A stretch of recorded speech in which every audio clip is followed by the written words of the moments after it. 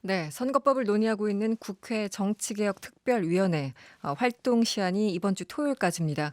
이 정개특위에서 추진 중인 선거법 개혁 논의 만만치 않아 보이는데요. 현재 정개특위 위원으로 활동하고 있는 대한정치연대 소속 이용주 의원 연결해서 현재 상황 진단해 보도록 하겠습니다. 의원님 안녕하세요.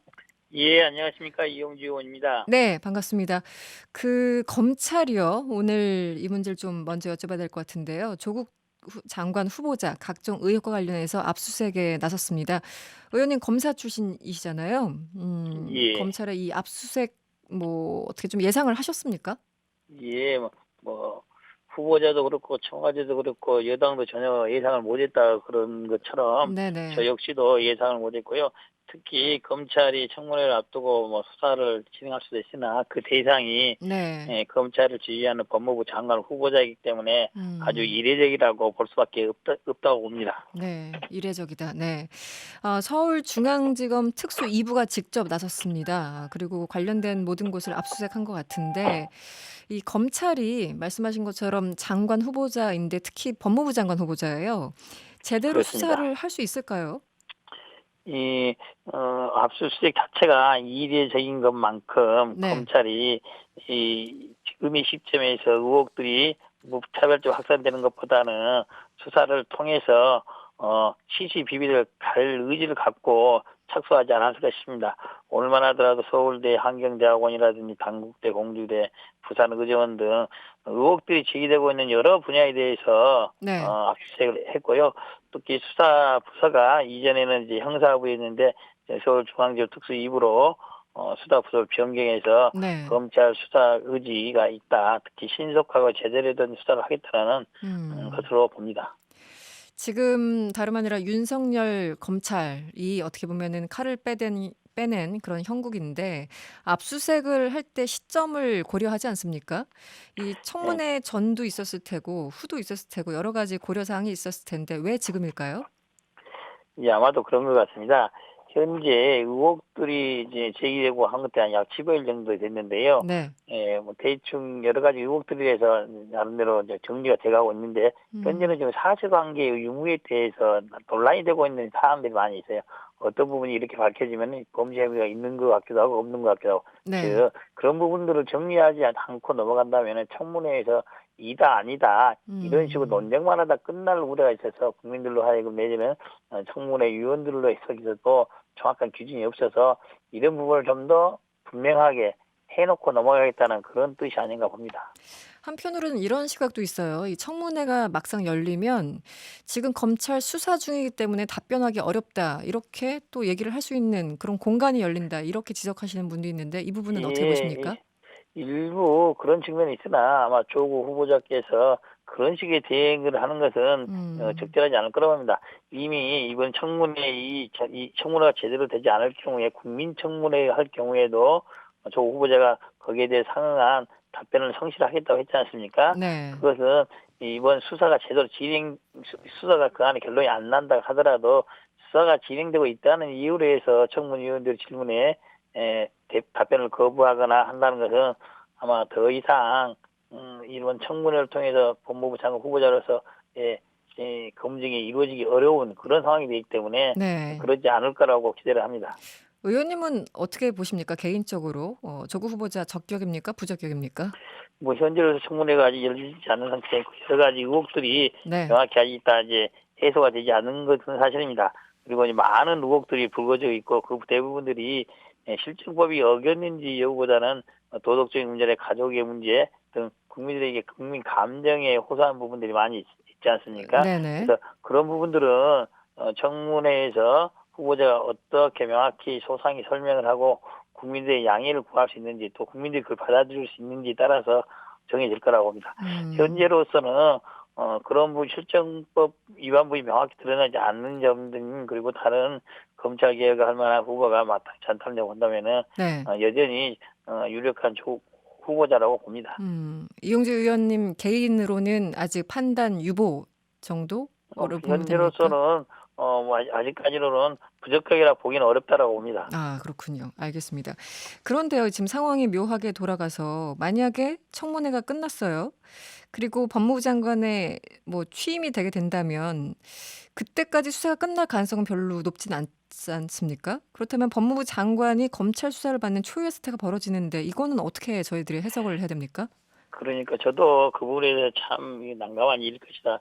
통상적으로 법무부 장관이 재직 중에 있다 하더라도 검찰의 수사를 받아야 되는 그런 상태가 생기면은 장관을 사직하는 것이 통상적인 관례 아니겠습니까? 그렇죠. 네. 예, 하물며 취임 전에 이런 일이 생겼다는 것이 굉장히 안타까운 일인데요. 음. 현재 지금 장관 후보자한테 고소 고발이 된 게 약 11건 정도 되어 있습니다. 그렇습니다. 네. 11건 정도 되어 있는데 이 중에는 물론 정략적인 상황에서 고소가 됐다고 본 사건도 있겠지만은 몇몇 부분들은 사실관계를 다투고 정말 수사로 가서 네. 확인해야 될 부분도 없지 않아 있어 보입니다. 그렇기 네. 때문에 이 수사가 청문회가 끝나서 장관으로 임명하기 전까지 조속히 매듭지어지는 게 가장 좋겠죠. 음. 근데 그렇지 않다고 한다면은 네. 그리고 상당 기간 조사를 약간의 시간 동안 조사를 해서 희그속이 해소되지 않는 그런 상태가 지속된다면은 청와대도 조국 후보자를 장관으로 임명해야 되는지 말아야 되는지에 대해서 충분한 시간을 갖고 임명 여부를 결정해야 될 거라고 봅니다. 지금까지 입장은 청와대와 여당 공히 어찌됐든 조국 후보자는 법무부 장관으로서 적격이라는 입장입니다. 사실은 이제 검찰 개혁이라는 어떤 시대적 사명을 완수해야 되는데 조국 후보자가 적격이라는 그런 상황이겠죠. 그런데 이미 후보자가 이렇게 상처를 많이 입었잖아요. 그게 뭐 불법이든 합법이든 간에. 그렇다면 검찰 개혁을 잘 추진할 수 있을지 이것도 여론의 어떤 동력이 있어야 되는 건데 어떻게 보십니까?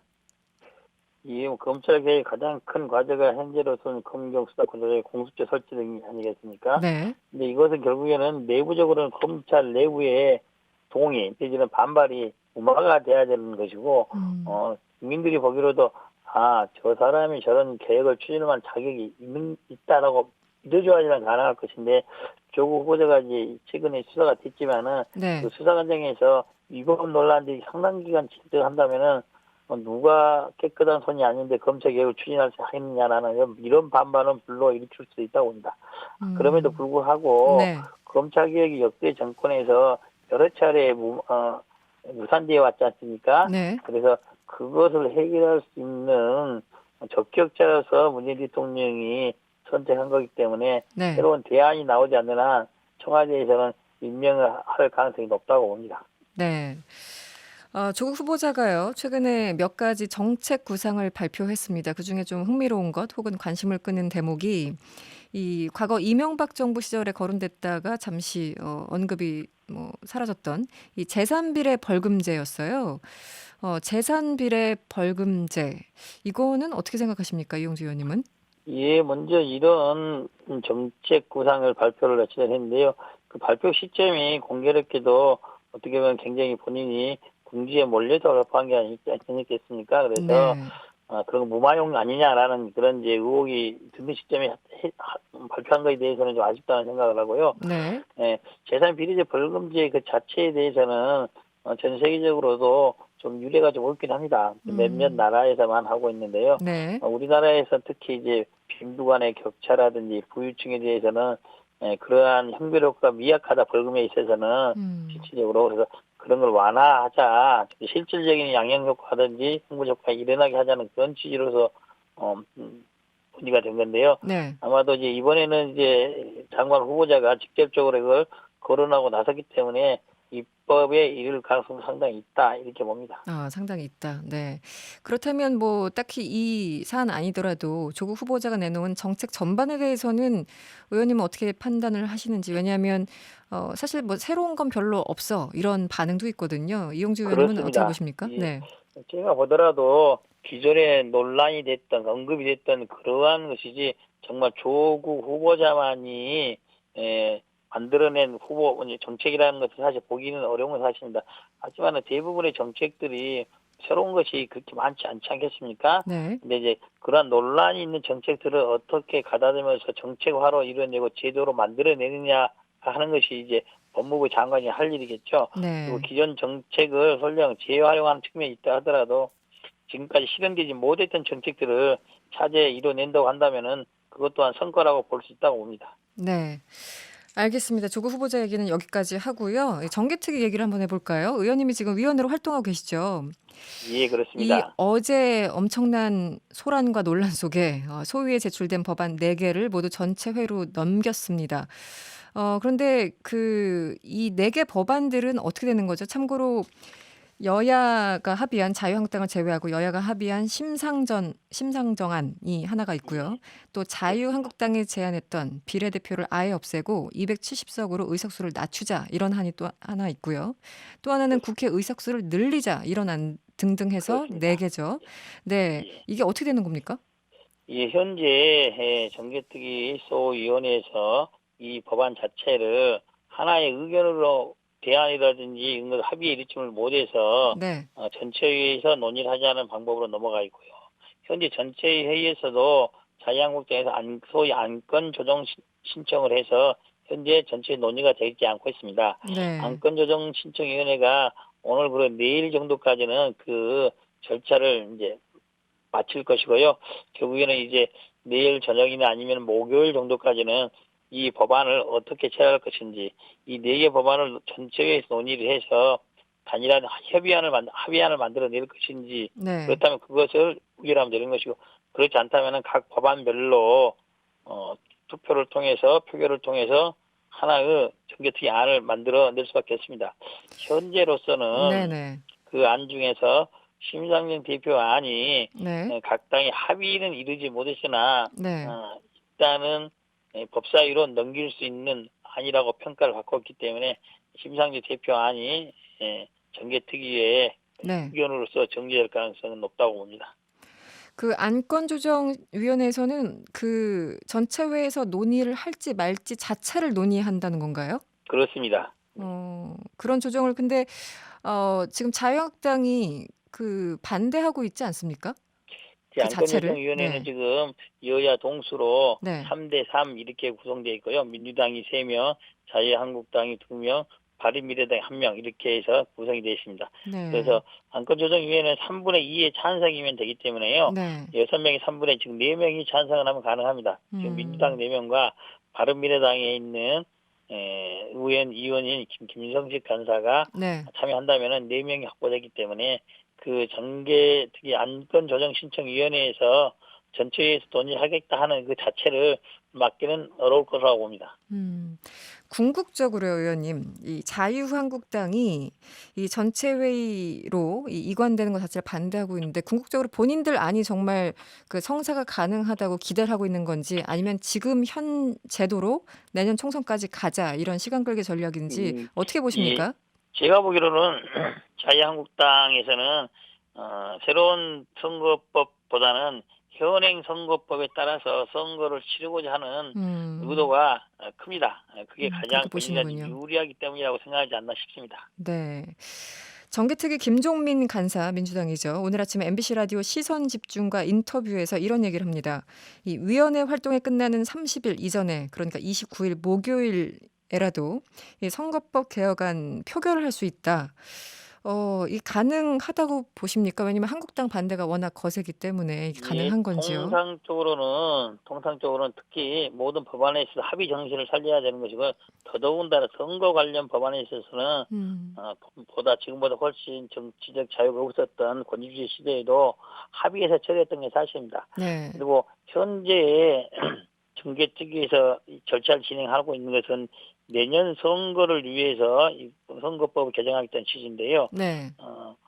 무엇보다도 내년 선거 치르기 전 올 12월 달 이전에는 매듭이 지어져야 되지 않겠습니까? 네네. 그렇기 시기상. 위해서는 부득이 이번 8월 30일까지 정개특위 정리를 하고 나머지 법사위에서라든지 본회의에서 서로 간에 합의할 수 있는 여건을 만들겠다는 그런 취지인 것이 논의할 수 있는 그런 차원에서 이해를 해주시면 좋겠고요.